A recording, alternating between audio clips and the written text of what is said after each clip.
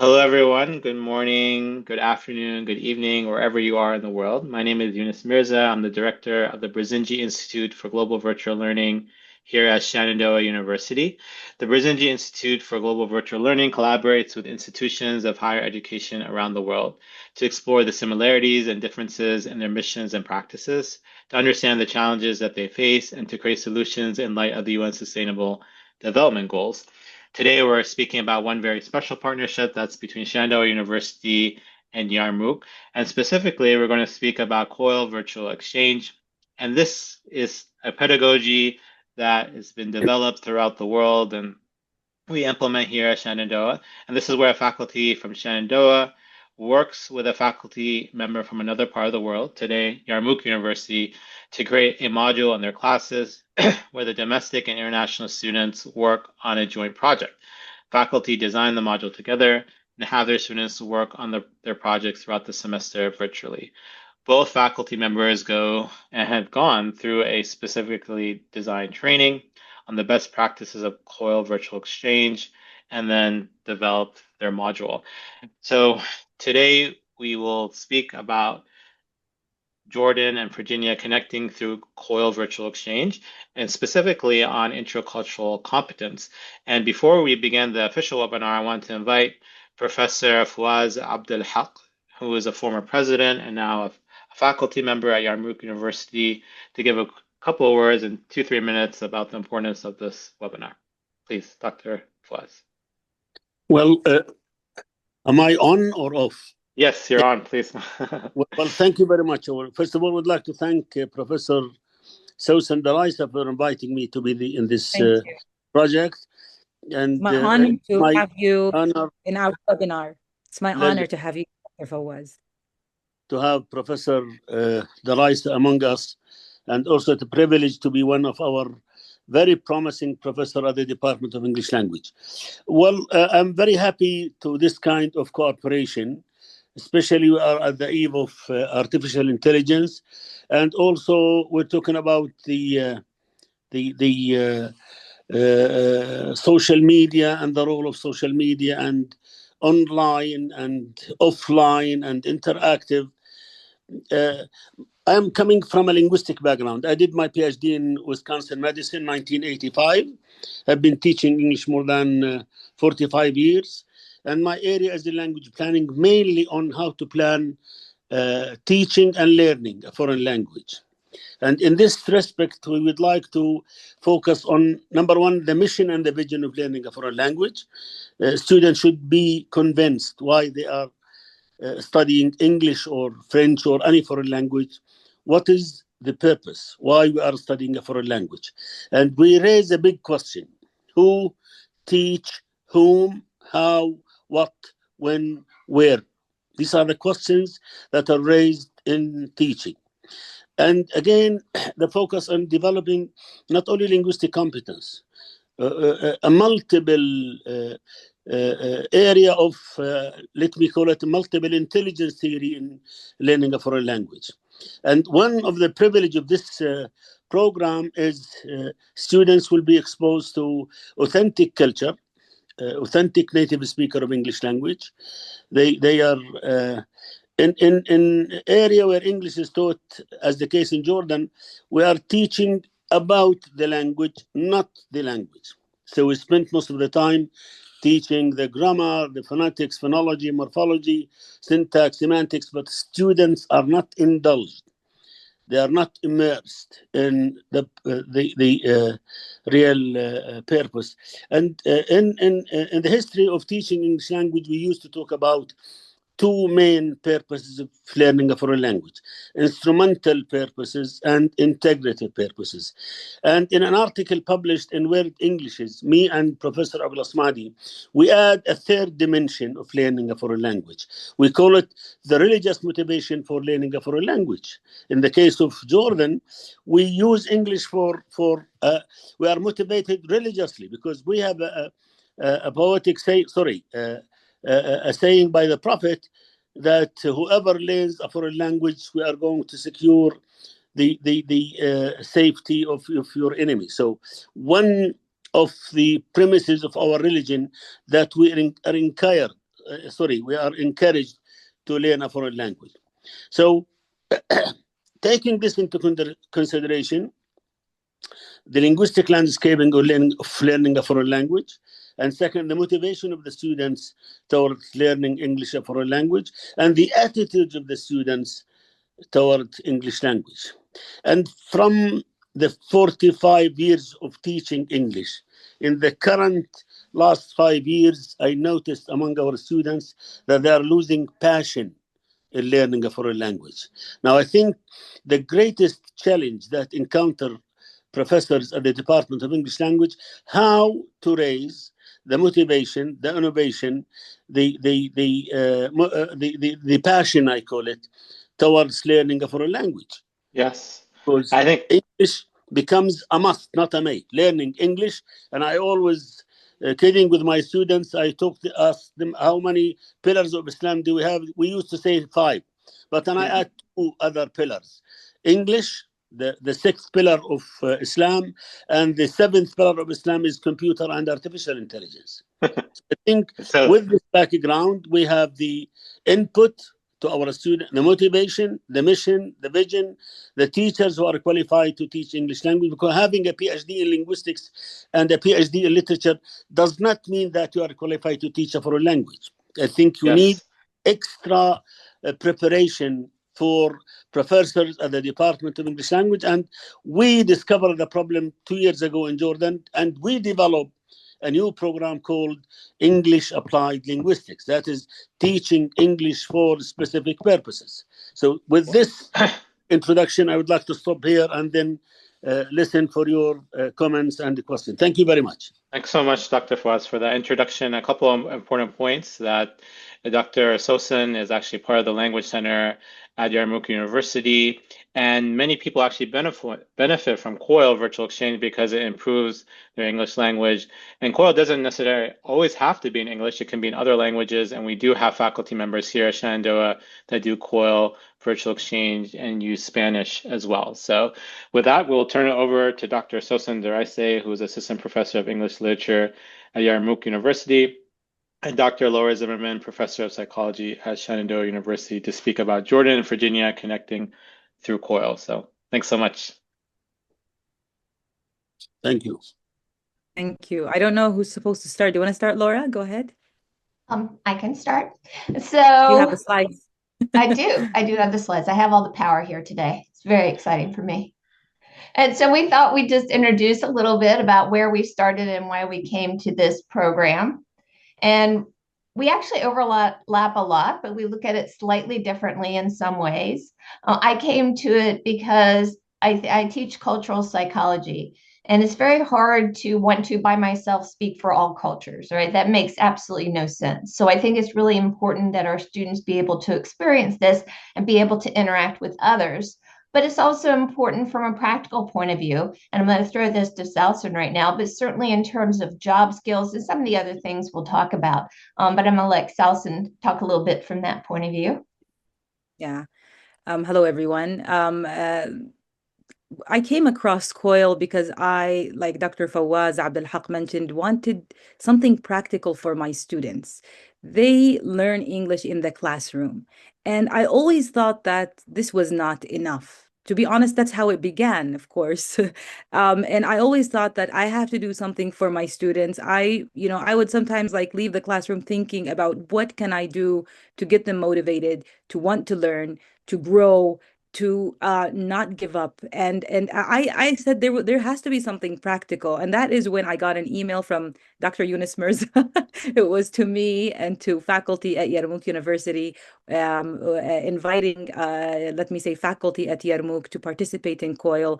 And I actually thought, and I said this before, it's funny, and I want you guys also to laugh at this, but I thought it was spam. But anyway, I filled out the form.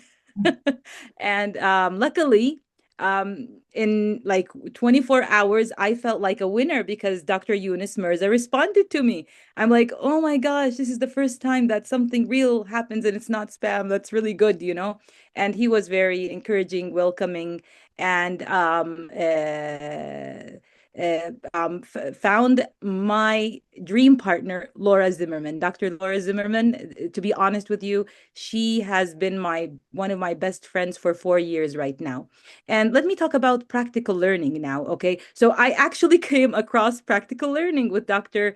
Laura Zimmerman and with Dr. Yunus Mirza and Shenandoah University. And so my students, when of course there's a lot of planning that has to happen before the practical learning takes place. So I would like to say that how we began was that me and Dr. Laura, during usually it's week, let me say, maybe 2 at Yarmouk, while it's week 6 at Shenandoah University's in Shenandoah's semester. And what we do is that we share students' rosters, and then we look at the number of students that we have, and we group them. And we make sure that that in every group there's a student from Shenandoah University. In every group, there's a student or two from Yarmouk University. Usually, our classes are bigger in size and in number in comparison to Shenandoah University's classes. I think you guys usually have 20 something.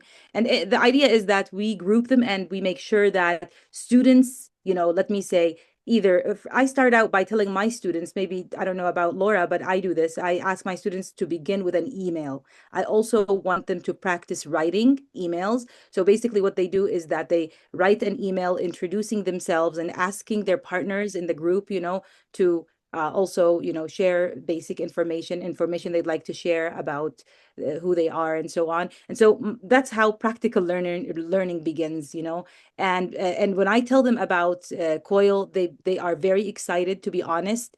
And I feel they're very motivated, and they prepare a lot before they, write the email and send the email. And they're so excited, Laura, when they receive a response from your students. To be honest, also, I would like to add this. It's very necessary that you have a partner like Laura, who's very open to helping and takes, let me say, every small step even seriously. So when a student does not respond, she usually tells her student, please respond. And, and this actually does happen. They respond back, and there's communication starts here between our students, and they organize WhatsApp groups where they also speak and send messages formally on their time, because, the difference in time zone is there. Yeah. Okay, Laura, you want to go next?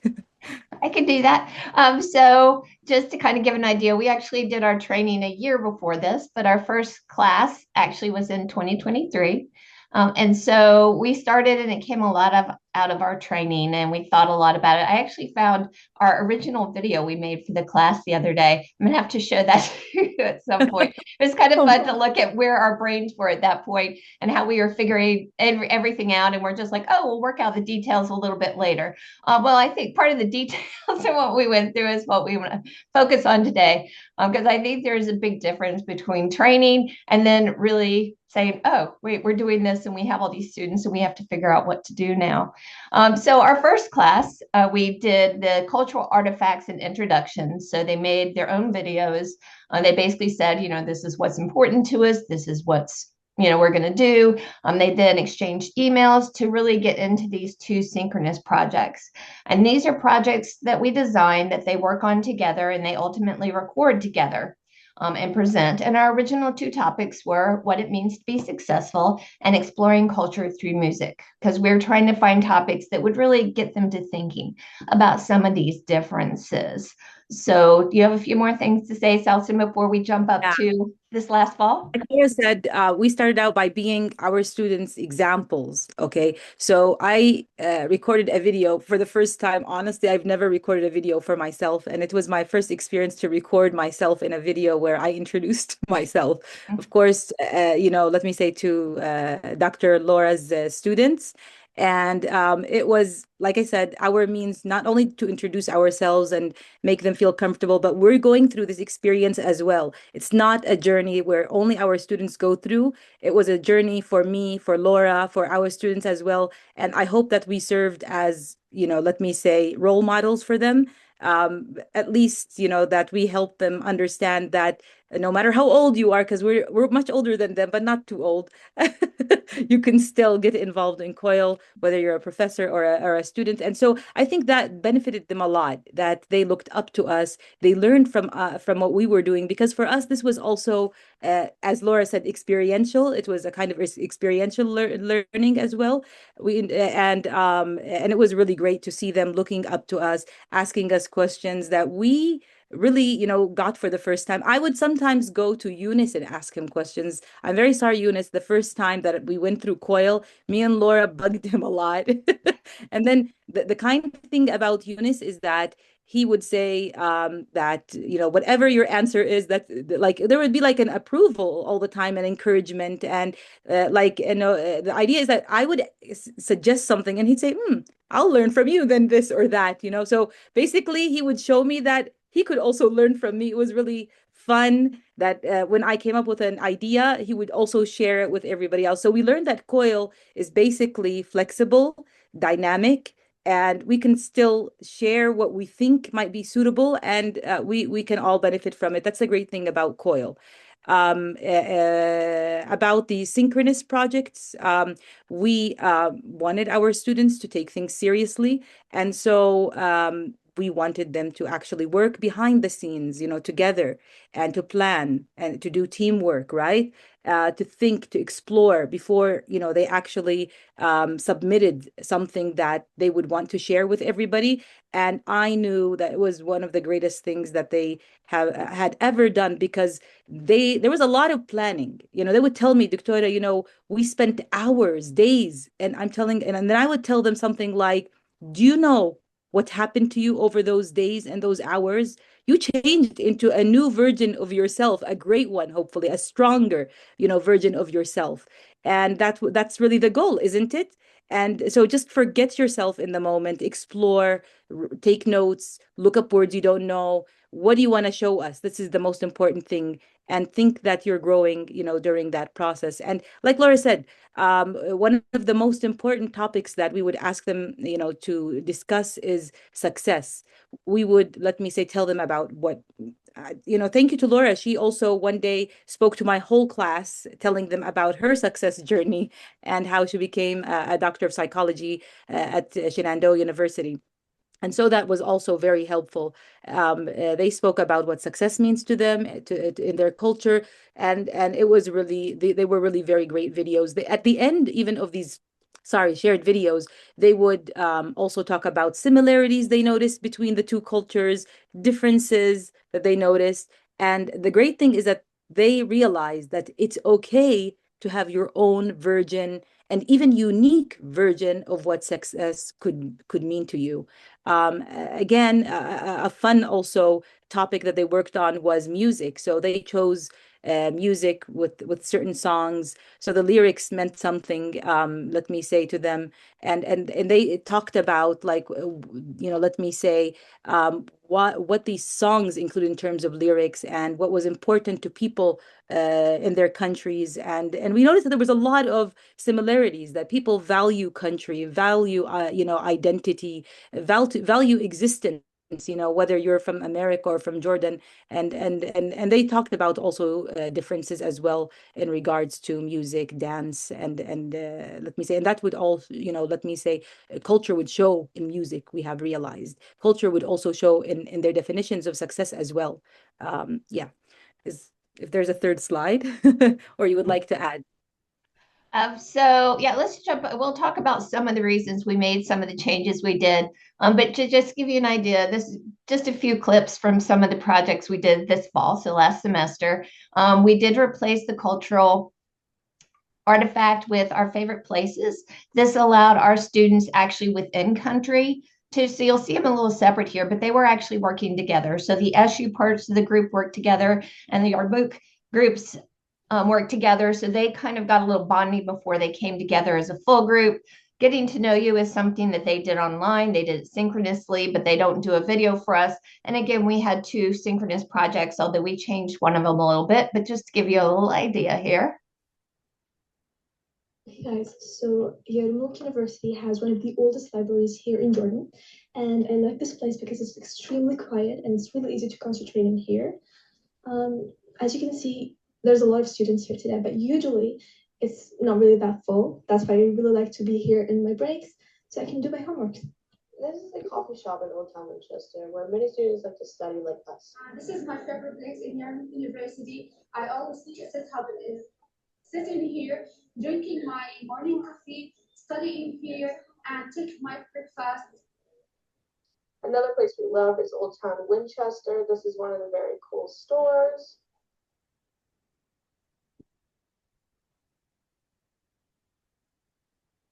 In the United States, success is usually seen as personal achievement or an individual goal.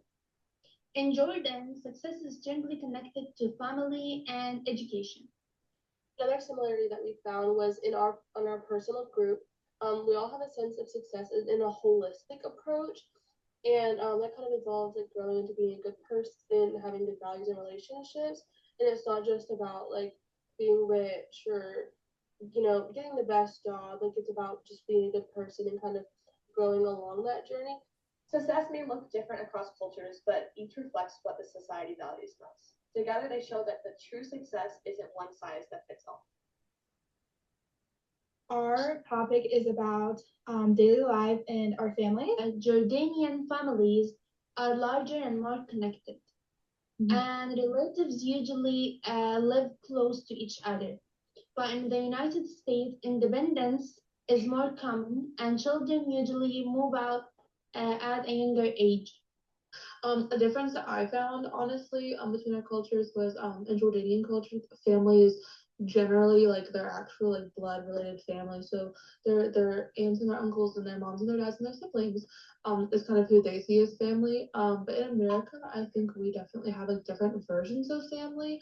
So like I consider some of my coworkers, like we have our little family there, and like some of my friends I'm closer to than my actual family. And so I think family for us is a little more relative.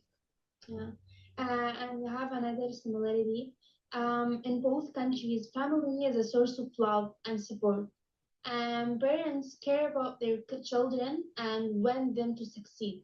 Thank you for watching this video, and we are so excited to collaborate with you. Bye.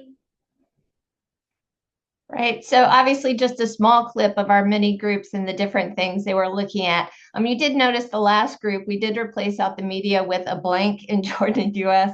And that's because the students had asked to have a little more freedom. They wanted as a group to come together and come up with their own topic. And so this was the first year we let them choose their topics, and every group had a different topic that they did, and they kind of did their own thing with it. So this is our group that looked at family, but we had people looking at food and holidays and all sorts of different things. So it was a lot of fun to see what they would come up with and look at as they went through their groups. So now looking at some of the challenges and strategies that have gotten us from where we began to where we are going. So organizing student groups, I'm going to start with this, then I'm going to throw it back to Selson. And so one of the things we found early on is that we have all these groups, we have all these people coming back, and originally we kind of tried to manage it, micromanage it on each side. So students will be coming to me and Selson students will be coming to her. And there could be some confusion in the students on both the groups going, what do we do? And so we did two things to help with that. I actually created a website. So now all the projects are in one place, all the due dates, all the students can see this. There's little places and Padlet boards where they all drag their projects over so all of them can see it. So localizing it now gives them a place where as a group they can go look and see what's expected of them. And so they can manage that more. They still, of course, reach out to us. It gives a way to make sure everybody's on the same page and that everybody has access. It also keeps Selson and I, from the first year, we were trying to manage the videos and then upload them ourselves, and it was all over the place. Now they handle this on their own, and they can work on it on their own.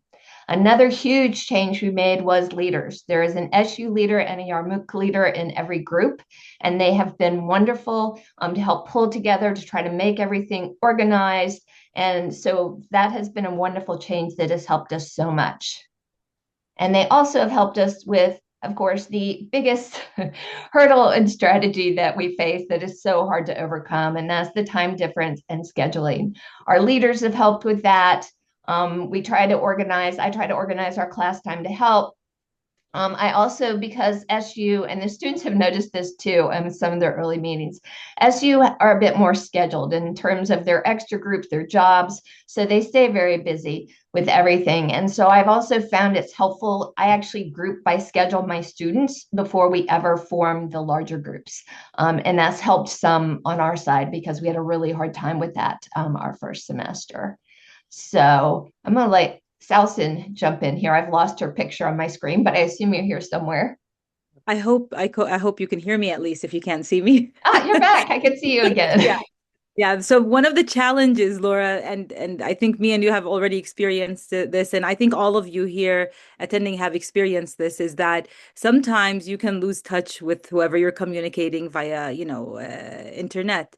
And so we learned that also in Shenandoah, they have problems with the internet as well sometimes. I thought it was just in Jordan, but it turns out this is something international.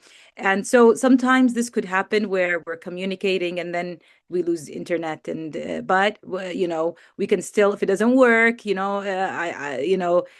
our culture, we say, if you lose like your sight, you still have your body. If you lose your body, you have your arms. You don't have your arms, we will always find a way to overcome these challenges. This is the great thing about, I'm going to say this is great about me and you, Laura, that we don't see challenges. We speak about them, but we really don't make them an obstacle at all. We've never done that. And like Laura just said, we tried out at the beginning YouTube.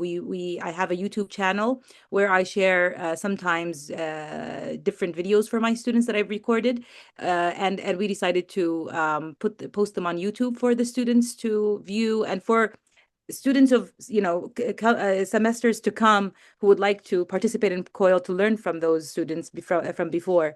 But the idea is that it took time, to upload, download, send them by email, and so on. So Laura had a great strategy where she had her website there. It was, I'm very lucky to have Laura, to be honest. So she would put all information for the students on the website, and they had a username and a password where they would enter the website, and if they forgot some information, they would go back to the website and, let me say, go over the information instead of, emailing us. They do that sometimes, but then sometimes I tell them, go back to the website and read. Okay, the information is there on the website, unless it's a new issue that came up. And this does happen, by the way, in COIL, that new issues do come up sometimes, and we have to navigate them and try to find a way, to allow COIL to continue and to thrive, and for the students to benefit from both sides. So it was like that Laura said, it was also the time difference, the problem of that. And then students in America all have jobs, or let me say most of them have jobs. So that was also an issue. For my students, I only had in the whole class like one student who has a job. So generally, for us, it's not a problem. For students from SU, we had to work with their, let me say, schedules, and it worked out. The great thing about Laura is that she also gave them sometimes class time to work, so that way they will not say, we can't do the work. All right. So and all of this starts from, you start preparing in advance very early, where, so that you can overcome any challenge, and you give deadlines. Sometimes after deadlines, we, let me say, extend the deadline a little bit. So you do things early so that if you decide to extend the deadline, it's okay. It's really not, something that would kill, let me say, the upcoming work that we're planning to work on. Yeah, this is something very important, I would say. So one of the most important challenges was having the information. It was always available for them, and posting their work was became very easy, or even easier, let me say. So I think that's for me. That's all for me. That's lovely. Yeah.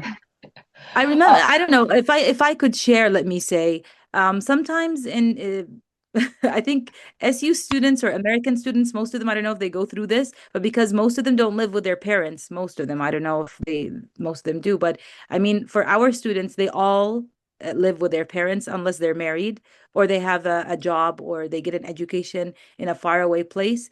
And I had students come up to me telling me something like, one of my students told me that his dad was like, "What is this COIL that you want to attend?" Like, he did not take his let me say, COIL seriously. And I told him, you sit down with your dad in advance and you tell him that this is serious work and show him. You don't surprise him with COIL. You tell him that we're doing this and show him how you can advance. And so I'm happy that I created some kind of communication between students and their parents sometimes even. And at a different time, I had a student telling me that her fiance does not want her to participate in COIL. And that was a little so I also told her that she needs to communicate and talk to her fiance about this, and she has to show him that this is something very important to her, something that is very beneficial. And I guess she listened to me, and I led by example, and I hope she looked up to me because she continued with COIL and the work. She did not give that up. So these are some And challenges that you can, yeah. Go ahead, Laura, go ahead. so we definitely have some misunderstandings that we have to navigate within culture. We also have our students that will sometimes have miscommunications. And partly, and more, we're trying to kind of, I guess, prepare them for that. As Elsa knows, I go crazy with technology. So I've started building apps and things to help prepare our students and to help them have an idea of what some of the differences might be that they might experience, because I think the first time we kind of just threw them in there and said, figure it out. And so they're like, okay, but I think they didn't get as much out of it.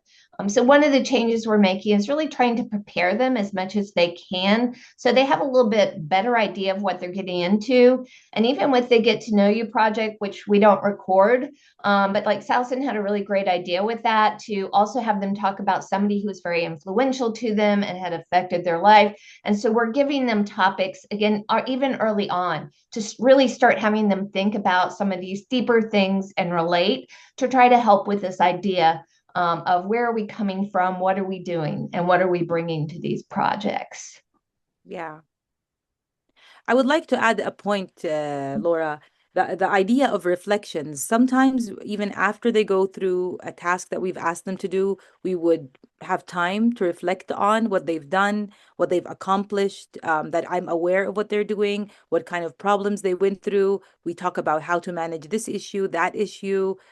All kinds of difficulties come up that they speak about, and I'm there to support them, to help them to find solutions. And sometimes if I find out that like my solution probably is not enough, I'd go back to Laura. If it's a shared issue there, we talk about it, we negotiate the way to let me say, solve whatever is going on. And if me and Laura can, we go back to Eunice, the big boss.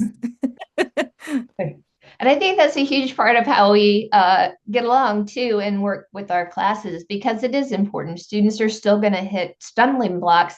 And I mean, often if you take totally separate, I'm hearing about my students and what the problem is with their group, and then Salsa's hearing from her group what the problem with my group is. And so by working together, we're able to see this bigger picture and to help pull the group back together if they've been having some issues. And kind of related to that is something Skaten and Scotland came up with that I really like. The term they came up with, buy-in.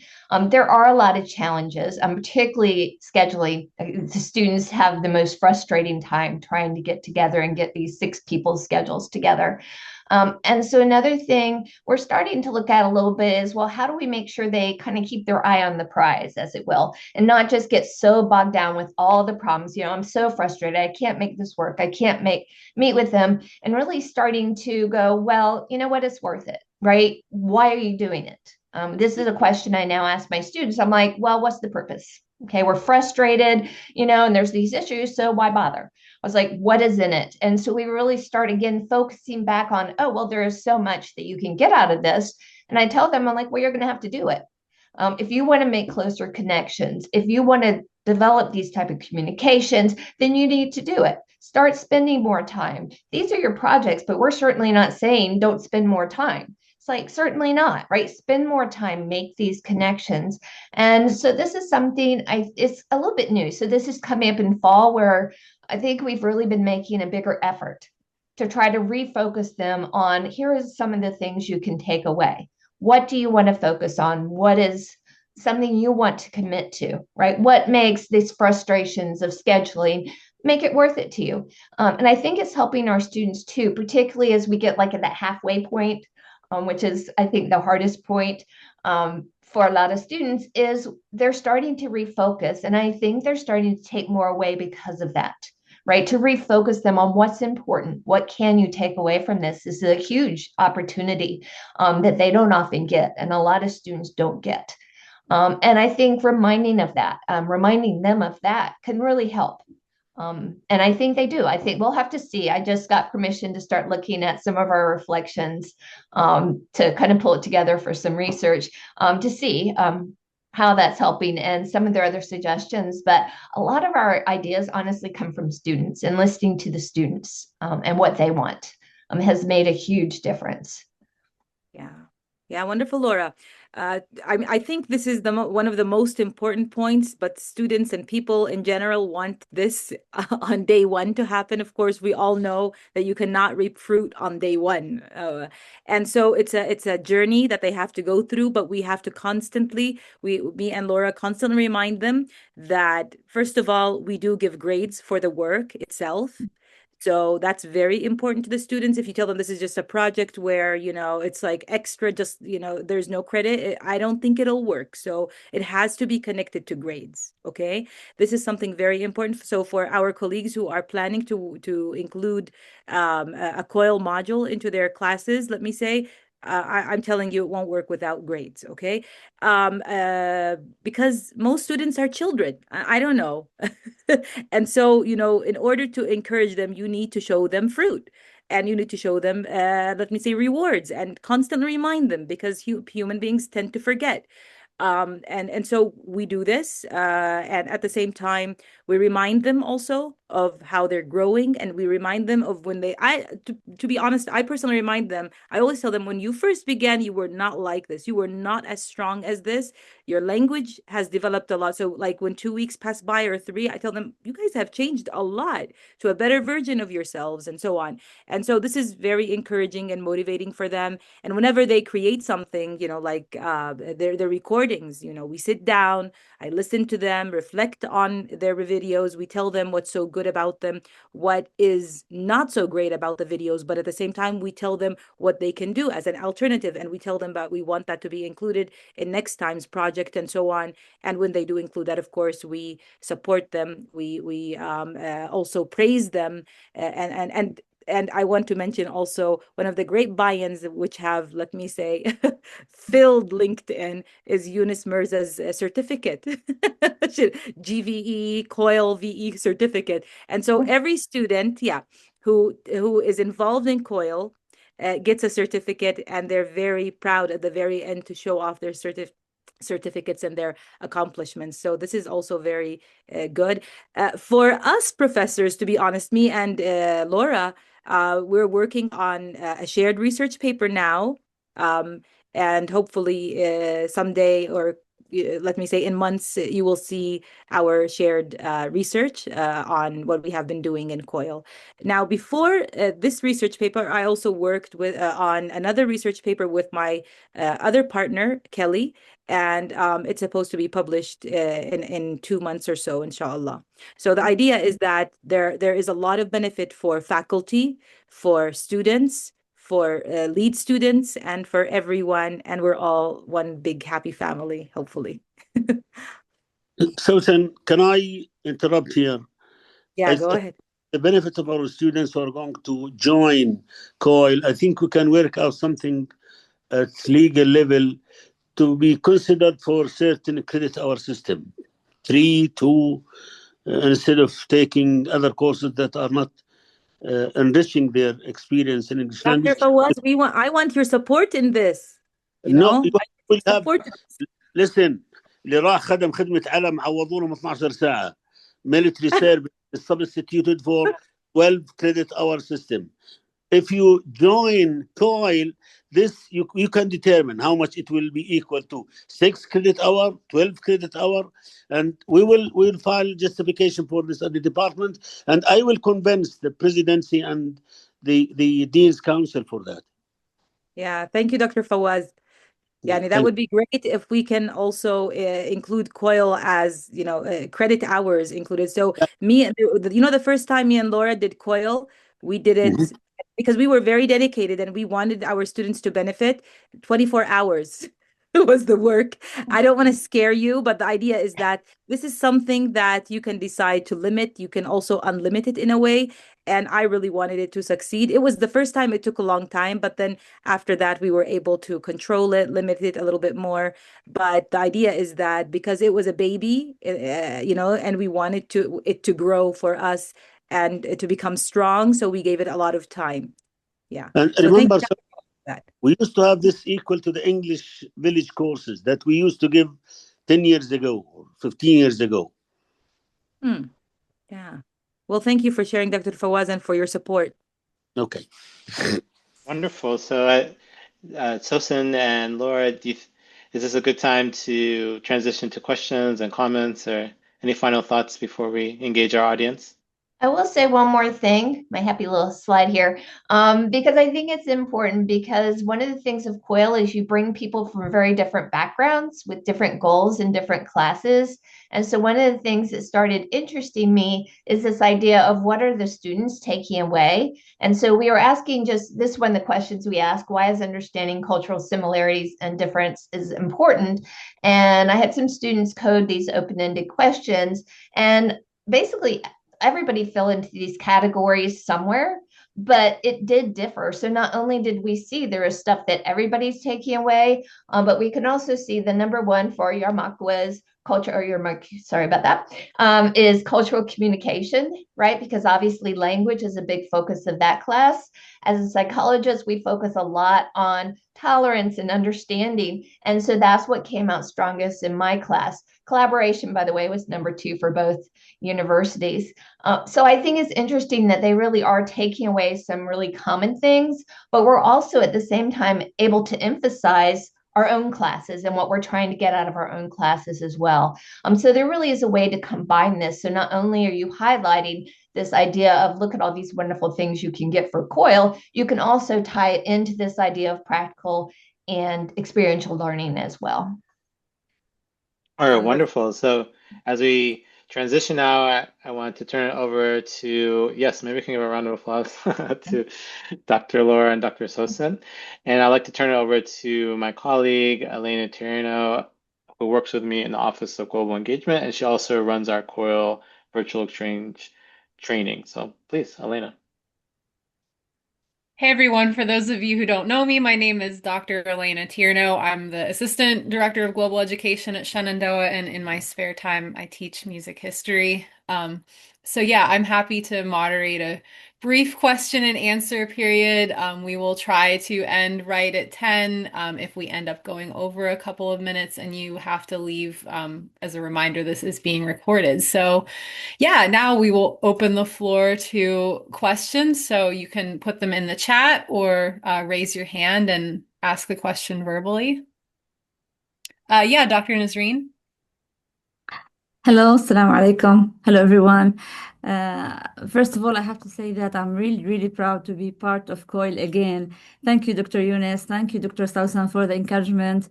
I can't tell you how much I improved my teaching method actually, only by just the chit-chatting or these discussions. And Dr. Fawaz, it's really pleasure to meet you and to hear your words. Really, and I totally agree with you about the qualifying of teaching English and English teachers, because I'm not from linguistic background. I teach media, journalistic writing in English, sometimes journalistic or media skills in English, and I always face this obstacle where our students refuses. And Dr. Laura, maybe you can help me with this psychologically. They refuse to participate in English. Once one of my Arabic even taught courses, I asked them to give me a suggested syllabus. In other words, I asked them to give me what do they want to learn, and they refused to participate. So, let alone using this in English language.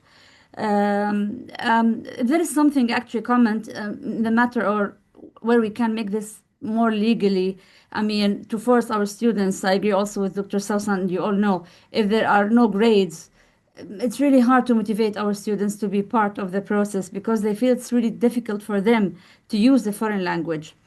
So maybe we can, through what we call the paths now, there's an encouragement, and Dr. Samson, Dr. Fawaz, there's now where we are asked in our faculties to improve our curriculum and suggest a path from the course or the program syllabus curriculum. I mean, so why not making this path through English taught path for different majors? So this is a comment and a suggestion. Again, thank you for everyone, and I'm really excited, very excited to know your opinion. How can we make this more really interactive? I mean, thank you. You want to take that, Selson? Well, yeah, but I think the answer is, Eunice can probably answer this because at Shenandoah University, for them to allow every student to take part in COIL, they included it in the FYS, let me say classes, which is like a class that they give for first year students. I really benefited a lot from learning about that, and they including this in FYS, which is they included like the module COIL in one of their first year seminars for all students to take, which is something that we can also at Yarmouk learn from, to be honest. So I have this in my in mind also, that if we ever want to begin, it would be something like that, a short, small, let me say, module that could be included for first year students to go through also and to experience. Yeah. So yeah, Dr. Nisri, inshallah, maybe me, you, and with the help of Dr. Fawaz, he's the one who has power, who can help us include COIL in a way where it's counted, let me say, and is very meaningful to all, and everybody could benefit from it. Yeah. Thank you. Ali? Yes, I'm glad to be here with you. I just have one comment for motivation and encouraging students. As a teacher who teaches young kids, I'm a teacher. I'm an English teacher in public schools here in Jordan. I say that bad faith. I don't want to get too philosophical with it, but fake it till you make it is a great weapon for motivation. If a student tries to read in English or tries to speak in English for the first time, if you took even if he mumbled and jumbled with words and you motivated him with excellent, that's great, please clap for him. That will actually motivate him into another level of excellency and like accuracy and fluency in the language. Yeah, Dr. Laura, you're the psychologist here, so you can tell us about this a little. Because my students are on the other side, since obviously they are English language speakers. But one of the things that we've been working on, this actually has also come from past students as well, is talking about how you be patient and encourage. We also have our students, they email ahead of time and say, this is what we're going to be talking about. So they have a little time to get it into English and they don't feel like they're just being put on the spot. So I think that's helped as well, because I have worked a lot with my students with this idea of going, their English is way better than your Arabic. So think about, right, how can you support them and how can you help them feel comfortable? And I think that helps too, because if they feel it's a supportive place, they're much more likely to want to engage and form these type of relationships.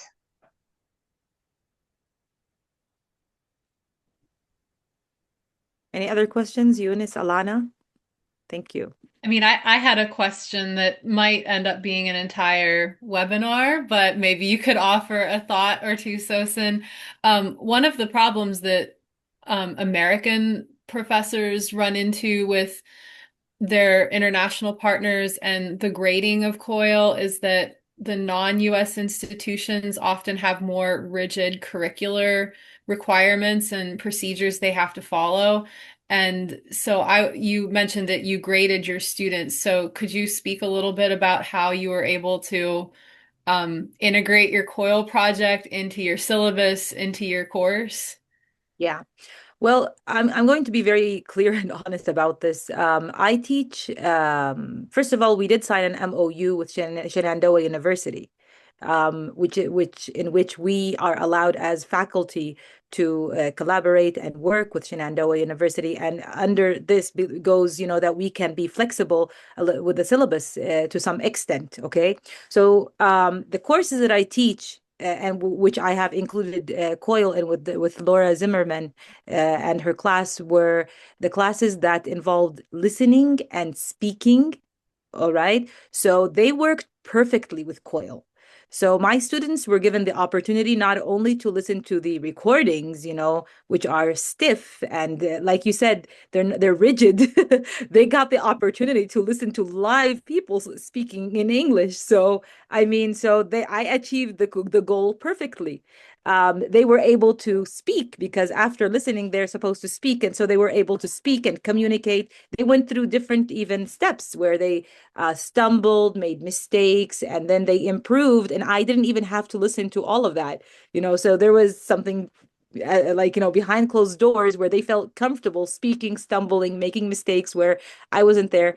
And sometimes I want to talk about this too, that students can teach each other. So we created an environment through COIL where students taught each other, learned from each other, supported each other, and they're reaping the benefits, and so am I as a teacher.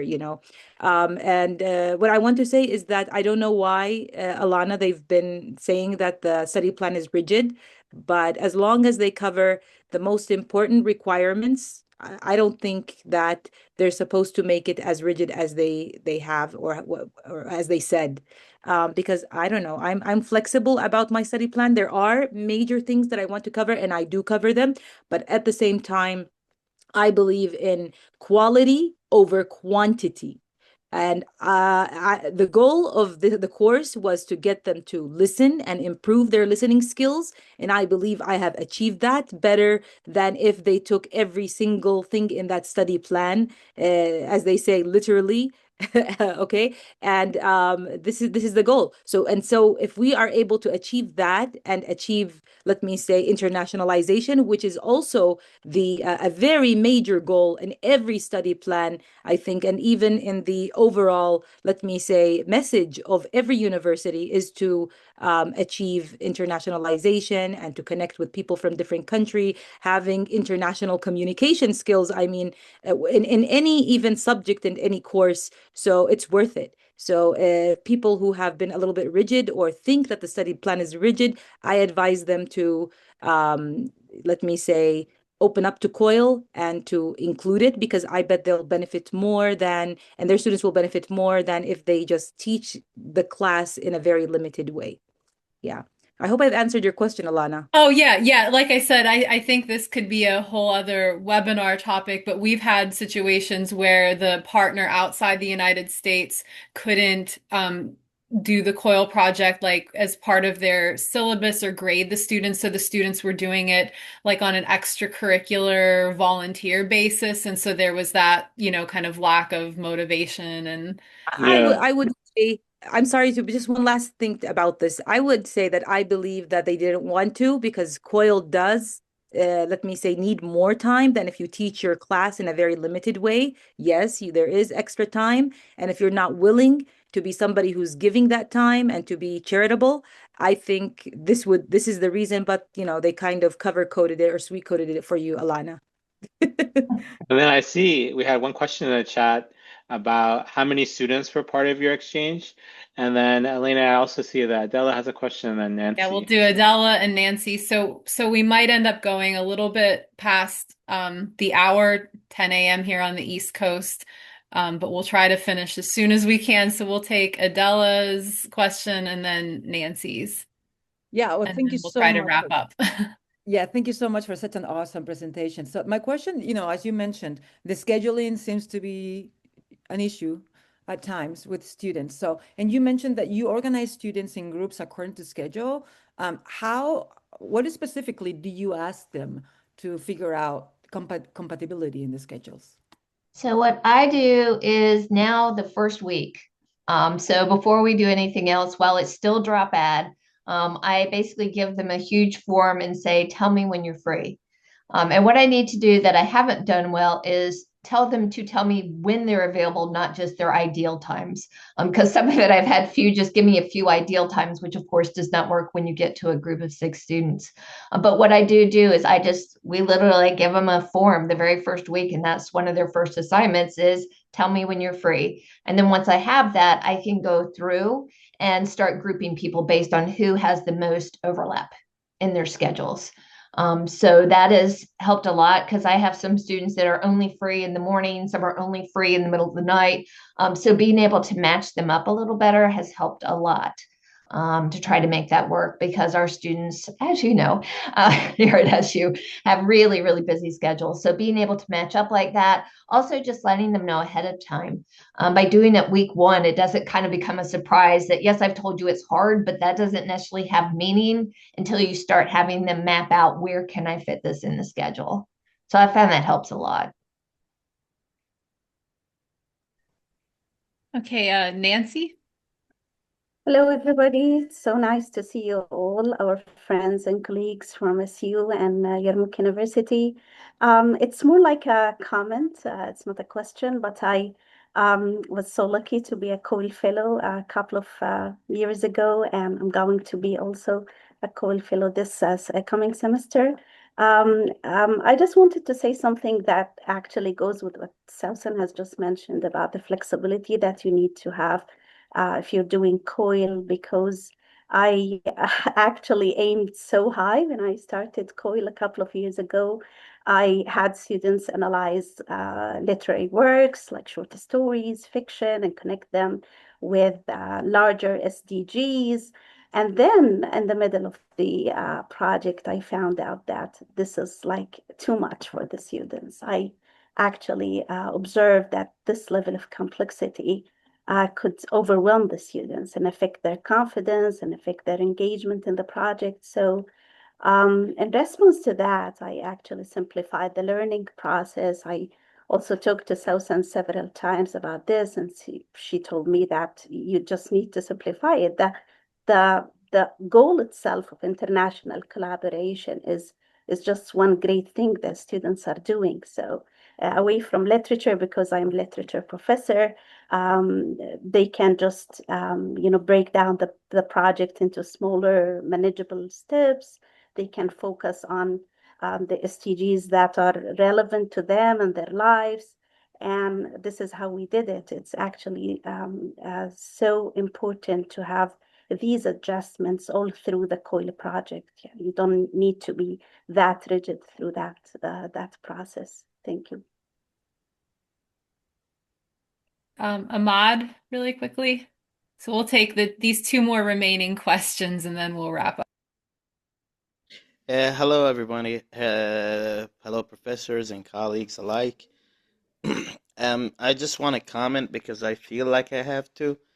I would like to say that this project is truly a testament to how great academia it really is, especially during a time when academia is under attack from so many sources, whether it be some technology, maybe other forces, influential figures. So it's really a great time to be part of projects like this. Uh, it's truly great. It's truly great. I cannot state this enough. I cannot find the exact words to say this, but what a great time to be part of academia, especially the English disciplines, because looking at this meeting right here, it brought so many people together from so many different backgrounds, and it providing so many opportunities for people in the discipline that we are in. And I would like to thank our professors at Yarmouk University and our friends at Shenandoah for providing us with these opportunities. Thank you very much. Yes, thank you. And thank you for your kind and encouraging words about academia. It's always good to remind ourselves of that. Sefako, we'll take your question and then I think we'll wrap up here after that. Thank you so much, Alena. Good morning, colleagues. I asked this question in the chat. I think it wasn't seen. I'm just curious about the number of students that you work with. Was it so? I'm working now with another colleague trying to figure out, as one of us, our classes, one has 55 and one has 35 in terms of class management, time management, and everything. I'm curious about the number of students that both of you work with in each classroom. Thank you. And how are some of the experiences you had, if it's more than necessary? Thank you. Well, we have, so my classes are always smaller than Salson's. So basically, and they fluctuate from year to year for both of us. But generally speaking, there's generally two SU students together to three or four Yarmouk students that are going to work together. So there generally are quite a few more from Yarmouk than there are going to be from SU. So that's how we divide it up by just having the two from SU grouping together. And then we basically divide by the number of groups we have, and however many people fit each place, that's where they fit. Yeah, I think our best practice is like there can be uneven numbers of students in the two classrooms, but when we put the students in groups, we try not to put like one student by themselves, like one student from Shenandoah with a group of Yarmouk students, or one Yarmouk student with a group of Shenandoah students. So we try to just the groupings can be uneven, but we try to have at least two students from each classroom in a group. Yeah, absolutely. Thank And you thanks very so much. much. Yeah, thank you for that question. And thank you, Elena, for moderating. Once again, Elena does our COIL virtual exchange training here at Shenandoah University, and we're opening that up to other folks within the community. So maybe we can give one final round of applause to Dr. Laura, Dr. Sosen, as well as everyone for attending this webinar. Very engaging questions and comments. You can go to our website to learn more about the Brzezinski Institute for Global Virtual Learning, and also subscribe to our YouTube channel for more webinars and student videos talking about the importance of intercultural competence and virtual exchange. Thanks once again for joining, and have a good day. Eunice, Take care. thank you, everyone. Goodbye. Thank you. Bye.